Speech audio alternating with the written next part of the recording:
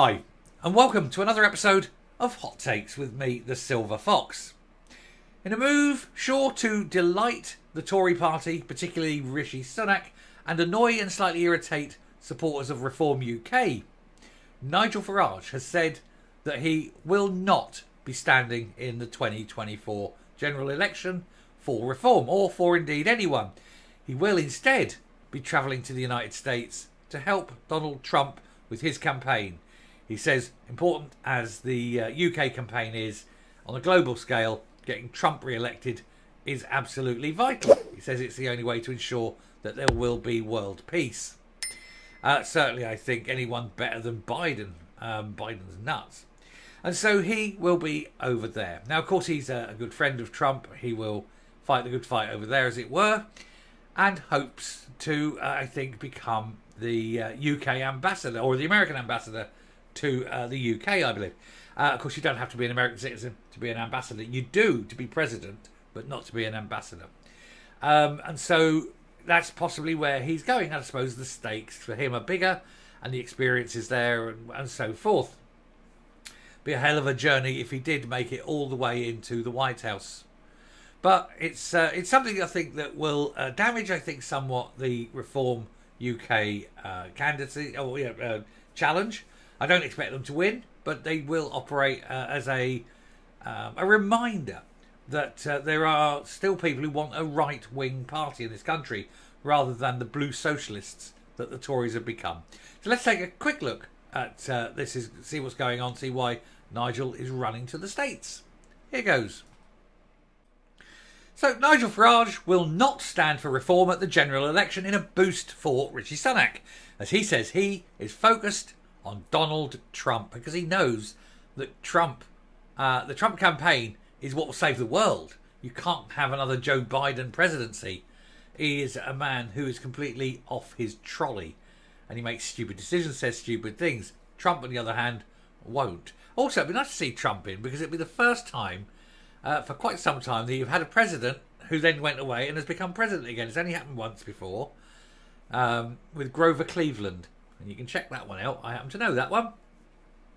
Anyway, Nigel Farage has said he will not stand at the UK general election in July, with his sights set on supporting Donald Trump's campaign to be re-elected as the US president.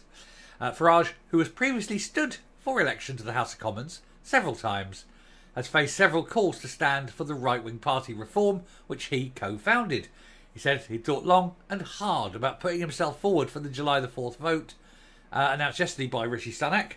It was in the rain, so it was sort of ready, wet, go. And I tell you what, in Margaret Thatcher's cabinet, Rishi Sunak would definitely have been a wet, Anyway, Mr Farage said that although the UK general election was important, US voters' choice between Trump and Biden in November has huge global significance, and he's right. He said that he would support Reform as they seek to challenge the Conservatives from the right, he said, but would help with grassroots campaign in the USA in any way I can. And then there's a letter there, him basically saying why he isn't going to be standing, and I can understand completely why. Mr Farage says in that statement, I have thought long and hard as to whether I should stand in the upcoming general election as Honorary President of Reform UK. I am fully supportive of Richard Tice's leadership and urge voters to put their trust in him and into Lee Anderson. He said, I will do my bit to help in the campaign, but it is not the right time for me to go any further than that. And I think, for him personally, I think he's probably right. I think Trump would make a better president than Biden because at least Trump is not sitting there wondering where the hell he is. Biden doesn't know. And of course, really, Biden isn't president. Obama is really the president.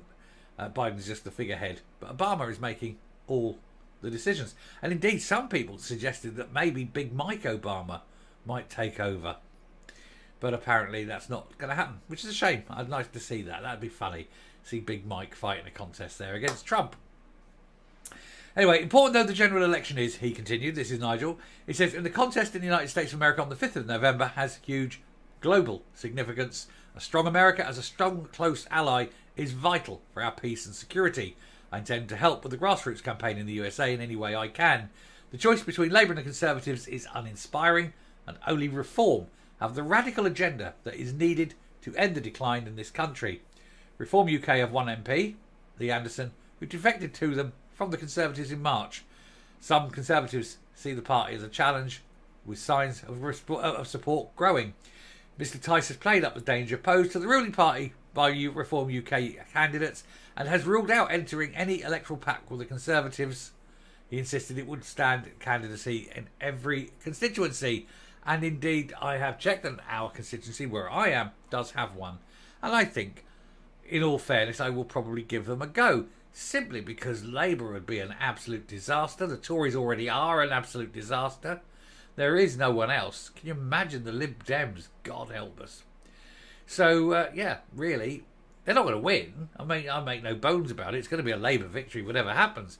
But, you know, you've got to send a message to the Tories. Start Torying. Anyway, he's made his decision. He's staying there. He's fighting the good fight with Trump. And, well, you can't blame him. He's tried all those number of times. He did make it to Europe, didn't he? He made it to Europe and did the vote that pulled Britain out. So, yeah, well done to him. He did achieve what he set out in politics to do. I think he'd be an interesting MP. I think he'd be an interesting minister. It's very weird. Anyway, we'll stop. We'll come up and we'll finish the video. I've very nearly said something else there. Well, there you go then. You know, and like I said at the beginning, you can't really blame him, can you? Politics in this country has become very bland. It's very memeable, I think, at the moment. There's so many things that constantly go wrong. But you've got a choice between the sort of slightly right-wing Labour Party and the slightly left-wing Conservative Party. And it isn't supposed to be like that. When you're each adopting the other's policies because you're trying to attract the centre ground. Stand up for your principles. Fight for what you believe. Don't mould because you think that's what the public want. Because ultimately what you do is you alienate your real supporters and you don't really gain anything from those who weren't your supporters in the first place. It's a very odd way to be. Stand up. Stand firm. Stand with your back straight and march to the front like a soldier. Anyway, we'll stop there. Thank you very much for watching. Do please hit the like button, the subscribe button, and I will speak to you later. Bye.